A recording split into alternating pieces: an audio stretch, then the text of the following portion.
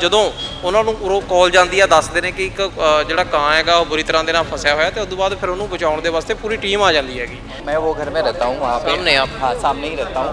तो आधा घंटा पहले मैंने देखा कि यहाँ पे ना एक कौवा फड़फड़ा रहा था और काफ़ी देर से फड़फड़ा रहा था। तो फिर मुझे लगा कि शायद निकल जाएगी। फिर सारे कौवे घूमने लग गए तो फिर मुझे लगा कि नहीं ये अटक ही गई है।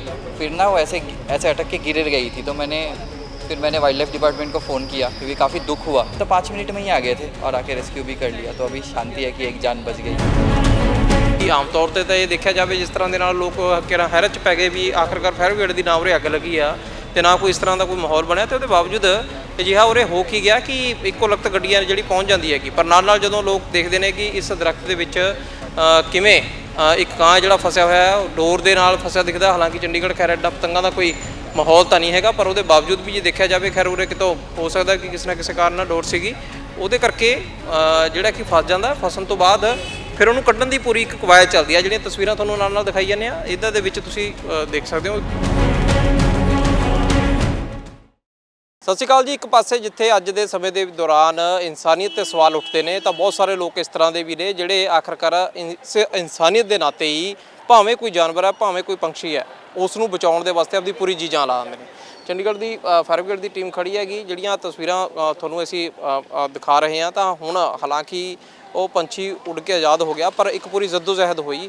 ਉਹ ਜਹਿਦ ਦੇ ਵਿੱਚ ਜੇ ਦੇਖੀਏ ਕਿ ਆਖਰਕਾਰ ਹੁੰਦਾ ਕੀ ਆ ਕਿ ਜਦੋਂ ਉਹਨਾਂ ਨੂੰ ਉਰੋਂ ਕਾਲ ਜਾਂਦੀ ਆ ਦੱਸਦੇ ਨੇ ਕਿ ਇੱਕ ਜਿਹੜਾ ਕਾਂ ਹੈਗਾ ਉਹ बुरी तरह ਦੇ ਨਾਲ ਫਸਿਆ ਹੋਇਆ ਤੇ ਉਸ ਤੋਂ ਬਾਅਦ ਫਿਰ ਉਹਨੂੰ ਬਚਾਉਣ ਦੇ ਵਾਸਤੇ ਪੂਰੀ ਟੀਮ ਆ ਜਾਂਦੀ ਹੈਗੀ।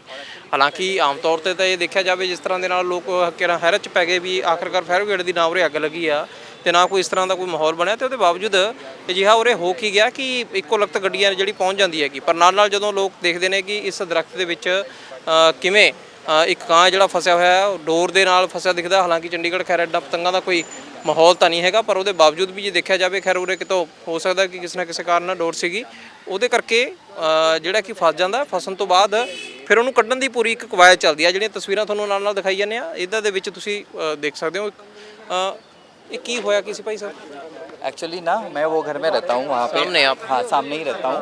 तो आधा घंटा पहले मैंने देखा कि यहाँ पे ना एक कौवा फड़फड़ा रहा था और काफ़ी देर से फड़फड़ा रहा था। तो फिर मुझे लगा कि शायद निकल जाएगी। फिर सारे कौवे घूमने लग गए तो फिर मुझे लगा कि नहीं ये अटक ही गई है।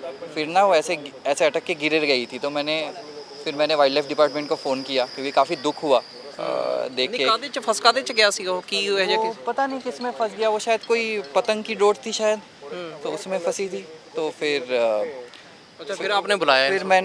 फिर मैंने वाइल्ड लाइफ डिपार्टमेंट को फ़ोन किया तो उन्होंने कहा कि ये फायर डिपार्टमेंट देखेगी। फिर मैंने फायर डिपार्टमेंट को फ़ोन किया तो फिर आए फिर ये हाँ तो 5 मिनट में ही आ गए थे और आके रेस्क्यू भी कर लिया। तो अभी शांति है कि एक जान बच गई।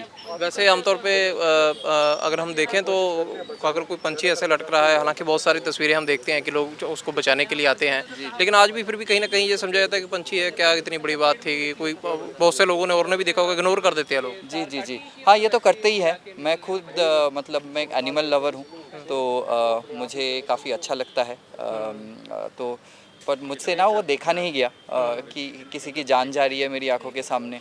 तो मुझे लगा कि कुछ करना चाहिए तो फिर मैंने फ़ोन कर लिया। अच्छा वो जैसे ही इन्होंने ऊपर से शुरू किया उसके बाद में उड़ गया वो है वहाँ से? नहीं उड़ा तो नहीं। जब इन्होंने उसको खींच के निकाला ना तो काफ़ी नीचे तक आके फिर वो शायद अनटैंगल हो गया और फिर वो निकल गया। तो चलो कहना मतलब तसल्ली है ਤੁਹਾਡੇ ਮਨ ਨੂੰ संतुष्टि है।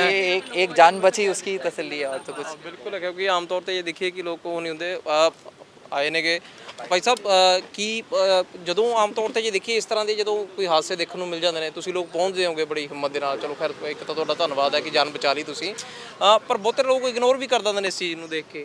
नहीं हमारा डिपार्टमेंट ऐसे इग्नोर नहीं करता। हम तो कॉल आती है जैसे उसी टाइम रिस्पॉन्स देते हैं नाल के नाल साथ के साथ हमारी गाड़ी आउट हो जाती है। ये नहीं ਹੁੰਦਾ ਵੀ ਆਖਰਕਾਰ ਕੀ ਇੱਕ ਪੰਛੀ ਨੂੰ ਬਚਾਉਣ ਚੱਲਿਆਂਗੇ ਸਾਰਾ ना ताम जी, चाह ना, के। हमारा तो कोई बिल्कुल ही नहीं। बड़ी गाड़ी भी हमारी जो है हाइड्रोलिक प्लेटफार्म उससे भी हम निकालते हैं ऊपर ज़्यादा हाइट पे हो तो उसको यूज़ करते हैं हम बचाते हैं।